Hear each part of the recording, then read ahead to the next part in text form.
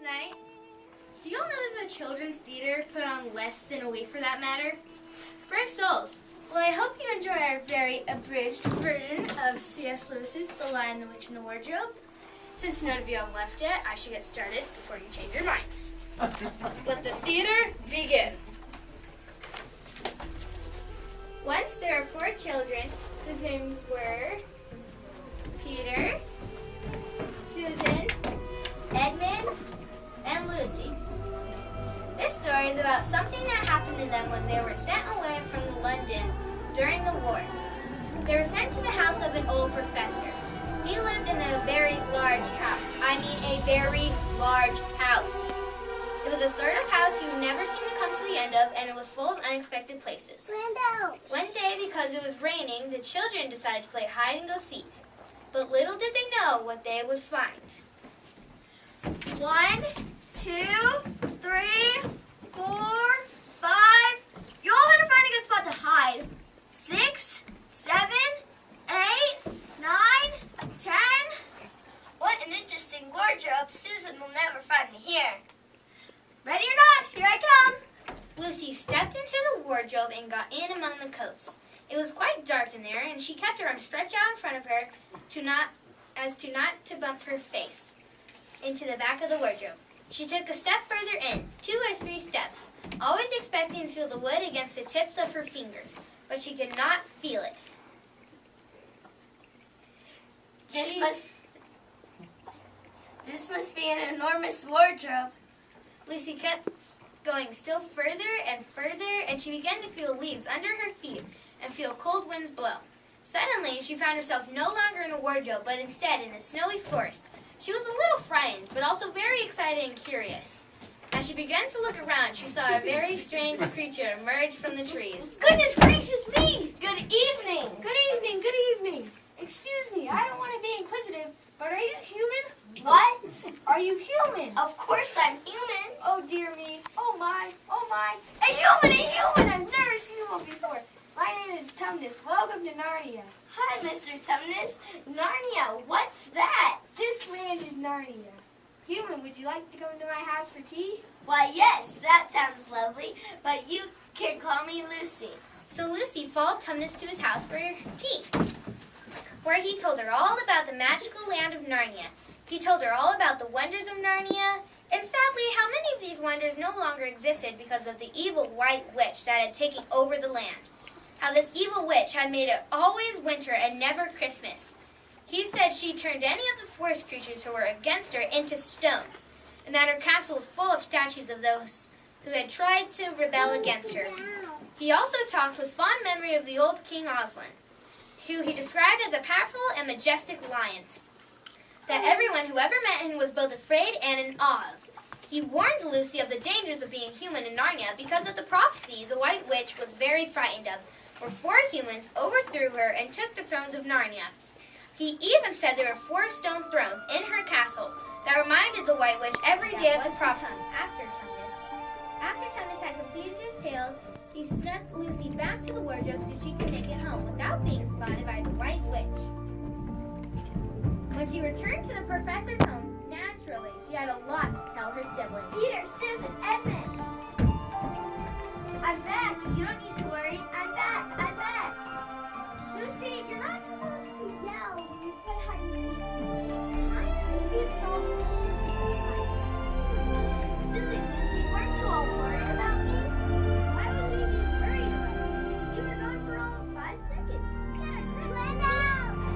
Edmund, don't be so rude. Lucy's younger than you. It's okay if she's not frightened with me. But I didn't get frightened, and I was gone for hours in the most magical land, the place of Narnia. Like I said, total and complete idiot. Lucy kept going. Lucy went on to explain all that had happened to her, but her siblings did not believe her.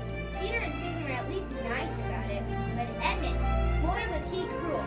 He would take every opportunity he could to tease poor Lucy.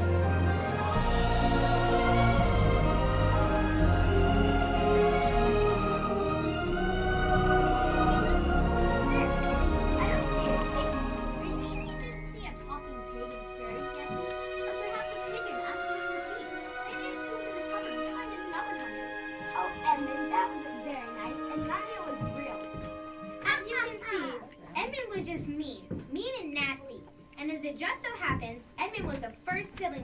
Narnia after Lucy. It was about a week later, on another rainy day, when the children decided to play hide and seek again. Both Lucy and Edmund ended up in the wardrobe, and as it would happen, entering the world of Narnia together. However, they got separated, and Edmund met the White Witch. And here begins the drama of our life. And who are you? My name is Edmund. Is that who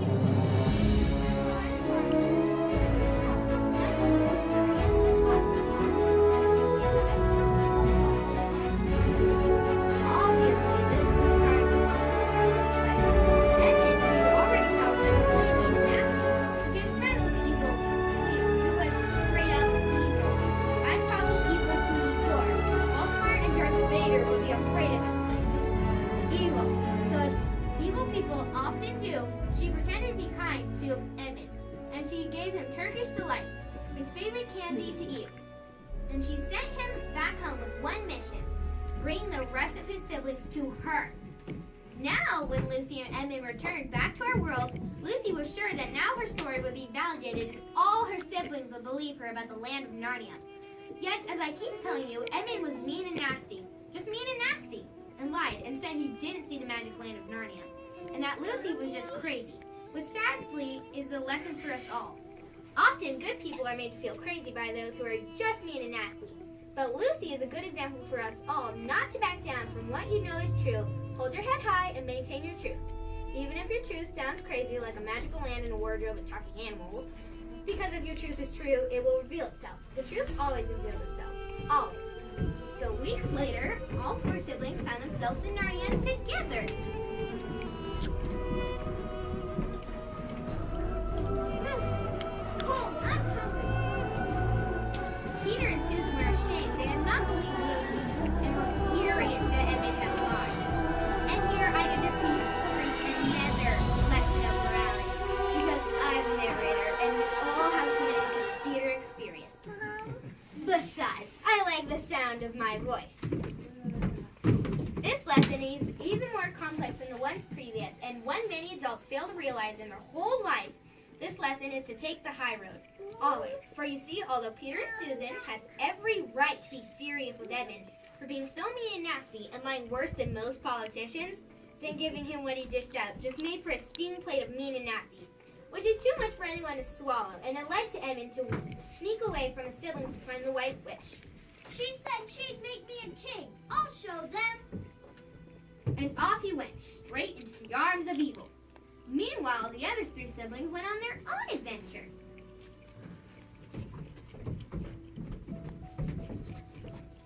They found out that Tumnus had been captured by the White Witch and was likely some sort of stone-end table in her castle.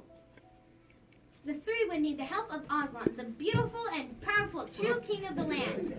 So a plan is made to meet Aslan at the stone table the next day. However, now they must hurry to get there because the queen is also on her way. While they race to get there, an amazing thing happens. The snow begins to melt and they run into Santa Claus, who had not been in Narnia in years due to the queen's evil spell that made it always winter and never Christmas. Santa Claus gives each child a gift. Peter was given a shield and a sword. Susan was given a bow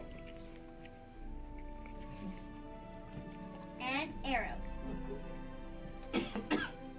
And little Lucy was given a dagger Is that Susan?